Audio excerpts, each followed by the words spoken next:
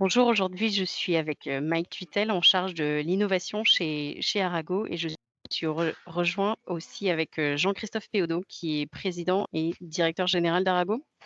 C'est ça. Donc, Tout à fait. bonj- bonjour à tous les deux. Je voulais revenir sur le partenariat qui a été fait avec 365 Talents. Alors depuis toujours, nous, chez Arago, nous avons cherché à construire de la valeur autour d'un socle SIRH qui s'appelle SuccessFactors. Donc on a le sentiment que SuccessFactors est une des meilleures solutions du marché pour couvrir un certain nombre de besoins, mais ce n'est pas une solution complète. Et donc on a depuis plusieurs années construit des intégrations entre des solutions agiles, innovantes, et 365 Talents pour nous est typiquement dans ce registre, de manière à les intégrer et à créer de la valeur autour de cette fondation qu'est SuccessFactors chez nos clients. Donc voilà le point de départ. Super. Et, euh, et l'idée donc d'avoir une solution qui complète 360, qui complète SuccessFactors, excuse-moi, c'est un peu ce qui vous a mis en chasse pour cette solution-là. Et comment vous avez trouvé 365 Talents? Alors là, c'est plutôt les équipes justement de R&D et de Mike qui ont travaillé dans cette optique. Bien sûr, on a été amené à regarder ce qui se passait sur le marché. Il y a des compétiteurs, et on a été amené à évaluer ces solutions les unes après les autres.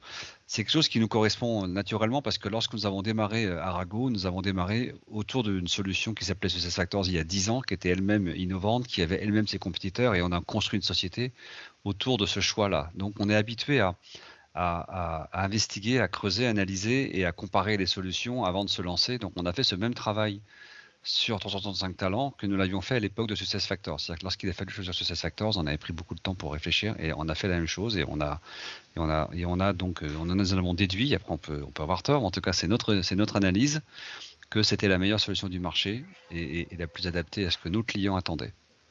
Et alors, quels étaient les critères? Qu'est-ce qui vous a vraiment fait choisir 365 Talents?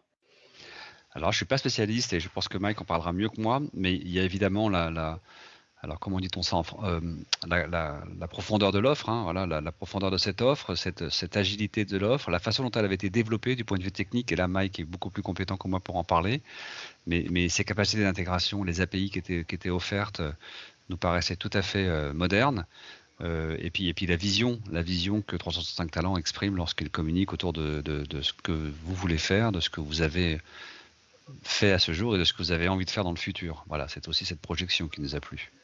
Exactement. Et enfin, pour complémenter un petit peu ce que dit Jean-Christophe, on a évidemment en interne fait une grille de valeur ajoutée par rapport à chacune des fonctions qui étaient disponibles sur le marché. Et on a essayé d'avoir le plus de checkbox, finalement, de cases à cocher validées pour chacune des différentes solutions.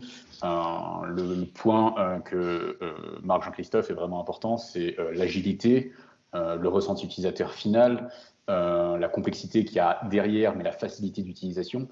Et réellement, le seul compétiteur du marché qui nous semblait viable et auquel on voulait réellement s'intégrer, ça a finalement été 365 Talents pour la gestion de la cartographie des talents, de l'upscaling, de l'optimisation des propositions.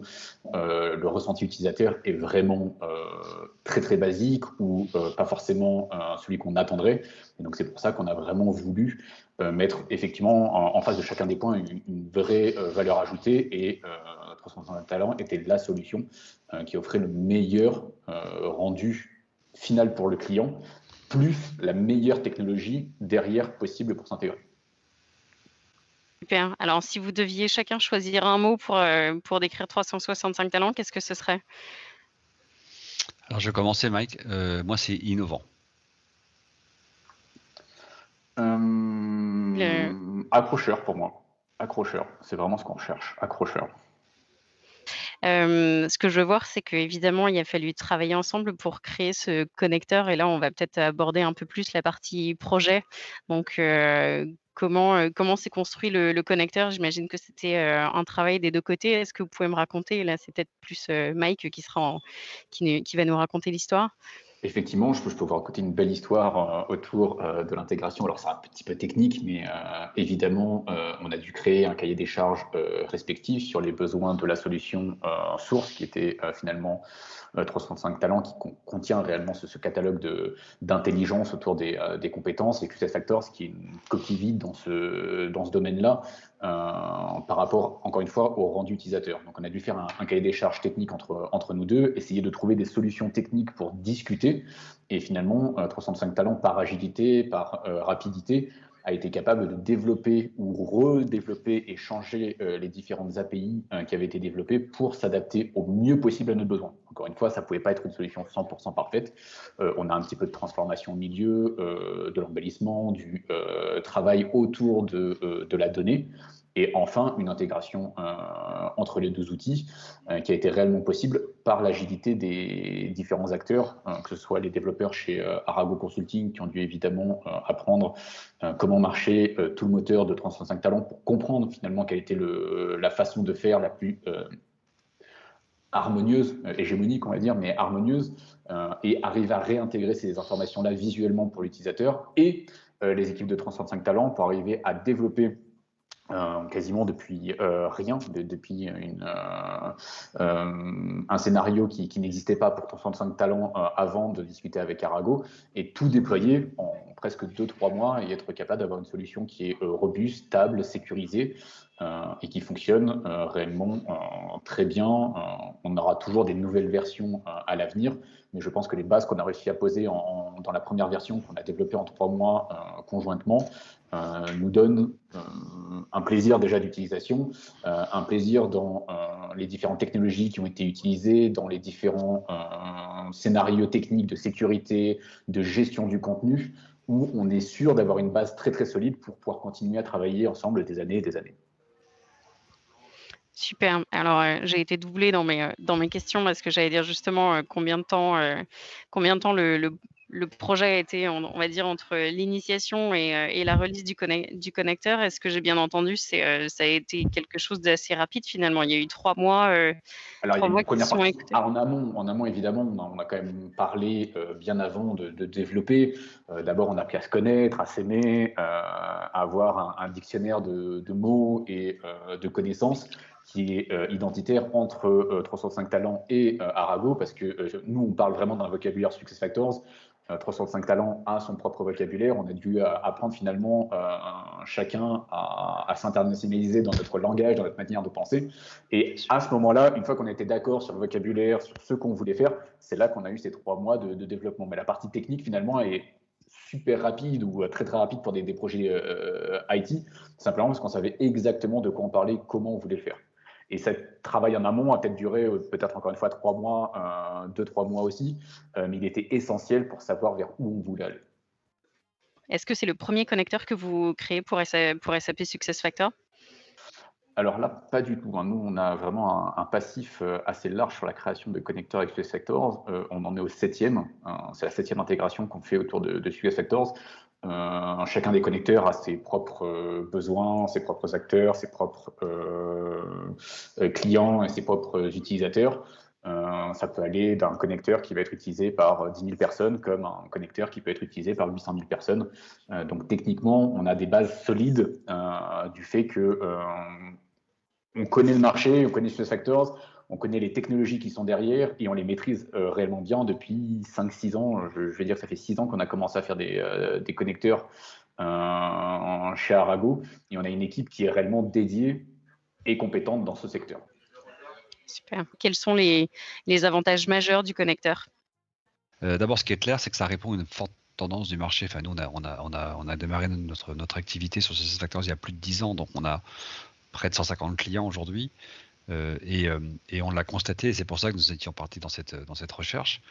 Les clients, nos clients attendent des solutions pour répondre à ce besoin. Donc il y a une très forte attente. Et puisque nous vivons tous depuis plus d'1 an enfermés les uns chez soi, je dirais, incite encore plus les entreprises à avoir besoin de se donner de solutions comme celle-ci. Donc on est vraiment en plein dans un besoin très fort. Voilà. Donc ça, c'est le point qui fait que ça nous semble répondre. Enfin, ça répond déjà, ça résonne très très bien avec les attentes du marché. Et ça couvre encore une fois, comme l'a dit Mike, quelque chose qui n'est pas bien ou qui n'est pas tellement fourni par la solution que nous proposons à nos clients actuellement, qui est SuccessFactors.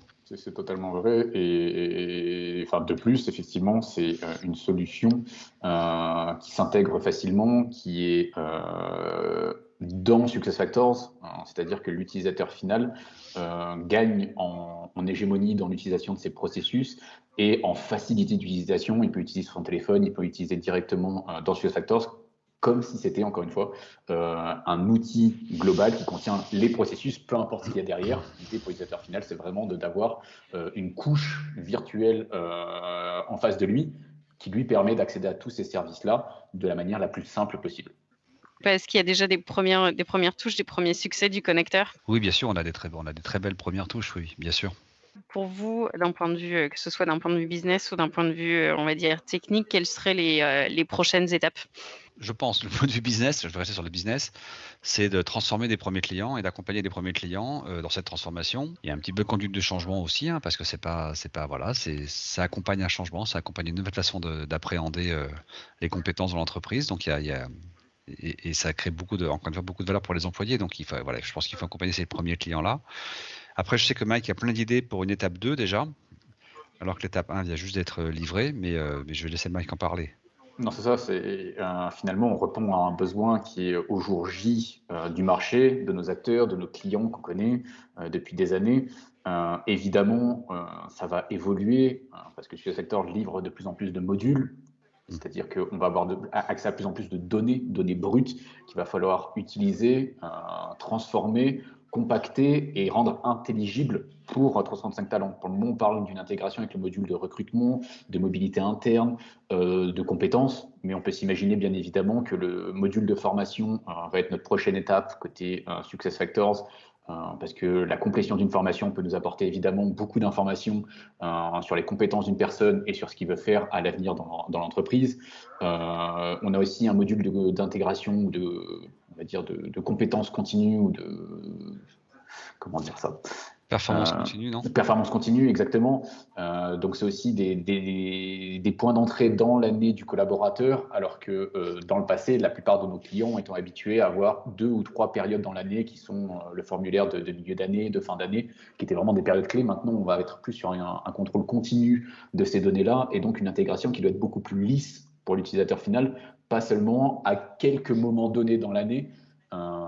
Et donc, je pense que c'est vraiment là où il faut aller, c'est sur ce secteur où l'employé ne doit pas se sentir juste utile au 1er janvier quand il a fini de faire ses formulaires, avoir un ressenti d'utilisation optimale de ses compétences durant toute sa vie de collaborateur et à tout moment dans lequel il va se dire j'ai peut-être un moment où je sens que c'est un point tournant dans ma carrière, mais j'ai pas envie d'attendre encore 11 mois qu'on puisse reparler avec mes supérieurs de ce que je veux faire, de mes compétences et autres. Il faut que ce soit instantané pour eux. C'est vraiment ce que cherchent les nouvelles générations et les gens qui veulent avoir une carrière plus, je ne vais pas te dire plus longue dans l'entreprise, mais en tout cas plus segmentée, avec peut-être des missions plus intéressantes, non pas encore une fois à certains moments de l'année, mais vraiment dans son parcours, que ça joue vraiment au fil de l'année sur sa compétence dans l'entreprise. Je trouve que c'est vraiment la partie la plus importante et c'est là où on veut vraiment aider au jour le jour l'employé.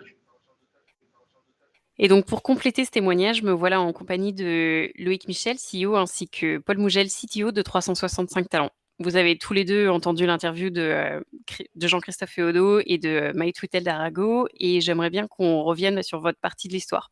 Donc, comment vous avez trouvé Arago et pourquoi le partenariat était intéressant pour vous?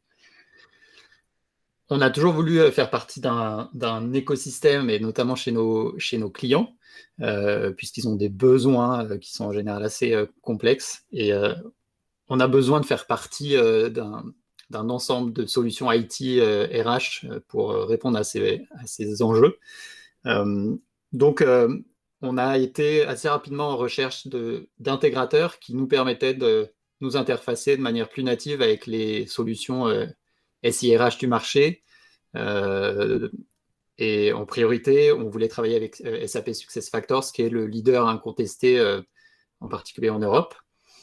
Et quand on s'intéresse à SuccessFactors, on tombe assez rapidement sur Arago, qui est lui-même l'intégrateur phare en Europe des solutions SAP SuccessFactors. Donc, c'était assez naturel pour nous de se tourner vers eux.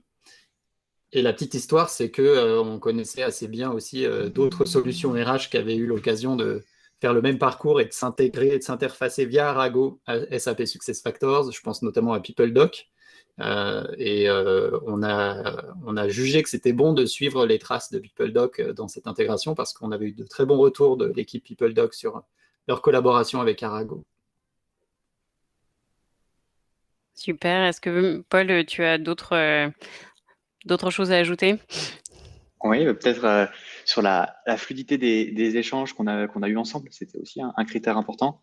On sait que pendant le développement d'une intégration, il faut mobiliser des équipes techniques, il faut mobiliser des équipes commerciales, il faut mobiliser des équipes marketing. Et je trouve qu'avec Arago, on fonctionne bien ensemble. C'est assez simple de travailler, de mobiliser les bonnes personnes au bon moment. Et ça, c'est assez important. Ça nous permet à la fois d'aller vite au démarrage, et ça donne aussi la garantie que tout le travail qu'on a collectivement mené va pouvoir se poursuivre dans le temps de manière assez simple. Donc, fluidité et simplicité, c'était deux éléments qui étaient personnellement importants pour moi et pour mon équipe aussi. Et on les a retrouvés avec les membres d'Arago. Super. Et à quel besoin précisément, parce qu'on parle de besoin RH beaucoup, à quel besoin répond précisément le connecteur? Est-ce que vous avez des cas d'usage de vos clients RH?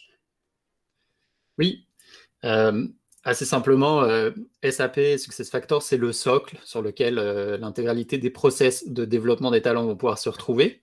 Ce qui peut manquer sur cette suite, c'est la capacité de mieux maîtriser la donnée autour des compétences des collaborateurs et mieux utiliser cette donnée pour fluidifier derrière tout le mouvement et toutes les opportunités de développement qu'on peut proposer aux collaborateurs.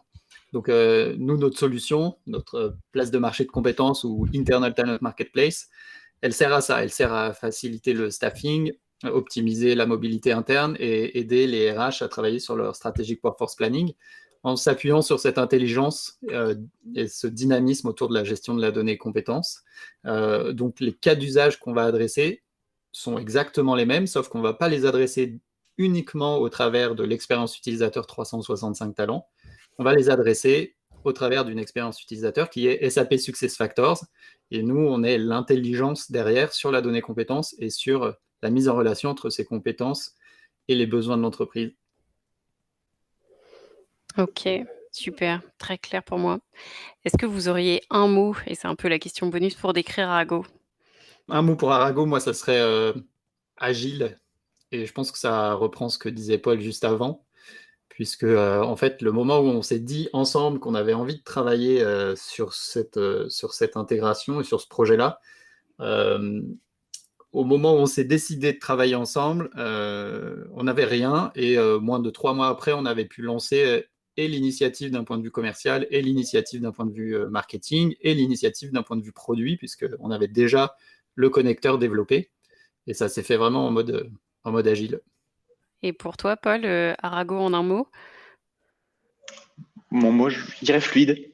Je dirais fluide, la capacité à aller mobiliser les bonnes personnes au bon moment, de manière simple, de manière rapide, puis aussi de manière sympathique. Ça, c'est quand même important. Les personnes avec qui on a travaillé ont toujours été de bonne humeur et on a pu avancer assez vite. Donc ça, c'est super appréciable. Et moi, ça me donne confiance aussi dans la capacité à maintenir cette intégration dans le temps et apporter de la valeur à nos clients communs. Quand les personnes travaillent bien ensemble derrière le produit est de qualité, ça c'est quelque chose dont je suis certain. Et alors justement pour parler, pour revenir un peu sur la qualité du produit et surtout sur, je pense qu'on en a parlé un peu dans les cas d'usage, c'est comment 365 Talents va donc exploiter la donnée RH? Est-ce que, Paul, tu peux revenir un peu sur cette exploitation de la donnée RH? Oui, une des missions de notre plateforme, c'est de valoriser les données, notamment les données collaborateurs, les compétences, leurs expériences, leurs appétences professionnelles, leur souhait de carrière, par exemple. Une de nos missions, c'est d'aller les capter où qu'elles soient dans des entretiens annuels, dans des CV, dans des SIRH, comme peut être SAP SuccessFactors, ou qu'elles soient absentes de ces outils-là. Notre mission, c'est d'aller les capter, les centraliser, poser des questions aux collaborateurs pour avoir une vue très fine et très précise en temps réel de leur souhait de carrière et de leur profil à jour. Ça, c'est une de nos missions. Ensuite, une fois qu'on a récupéré ces données, l'objectif pour nous, c'est de proposer aux collaborateurs des suggestions personnalisées de développement au sein de son entreprise. mais aussi proposer ces données-là aux RH et aux managers qui auront, eux, une vue plus globale sur ces données, qui pourra nous permettre de faire du pilotage un peu plus stratégique, voire du pilotage d'entreprise, d'un point de vue très, très, très macro. Pour nous, l'enjeu de cette intégration, il est très fort. Il faut aller valoriser des données qui existent dans des systèmes existants, mais qui sont peu utilisées. Il faut à la fois capter des données qui ne sont stockées nulle part pour aller potentiellement les déverser dans des outils RH existants. Et donc, pour vous, donc on a parlé du connecteur et on voit ce qu'il est capable de faire. Est-ce que vous pouvez m'expliquer tous les deux, Loïc et Paul, quelle serait la suite du projet? Quelles sont les prochaines étapes? Oui, d'un point de vue, on va dire d'un point de vue marché, on a déjà une vingtaine d'opportunités qui se concrétisent pour déployer ce connecteur dans des solutions, dans des environnements SuccessFactors, donc chez des clients SuccessFactors. On a des clients nous-mêmes qui sont équipés SuccessFactors et avec lesquels on parle de cette intégration. L'idée, c'est de passer de ces premières opportunités et déploiements à un passage à l'échelle et à adresser notamment un marché européen, puisque Arago est assez présent, notamment dans les pays limitrophes de la France et sur lesquels on commence à avoir des opportunités marché communes. Et d'un point de vue technique, Paul, est-ce qu'il y a d'autres, on va dire des avancées côté développement du connecteur ou d'autres pistes? Oui, tout à fait. Comme je disais, on parle beaucoup de cas d'usage pour les collaborateurs. Quelle va être la valeur, quel va être le parcours utilisateur entre une plateforme SAP et la nôtre, par exemple. Actuellement, on est assez intégré avec l'employé central de SuccessFactors, avec le module performance ou le module d'ATS. L'objectif pour nous, ça va être d'aller au-delà, de couvrir de plus en plus de fonctionnalités et également d'apporter des fonctionnalités aux utilisateurs RH et managers au sein de leur périmètre de visibilité et d'action.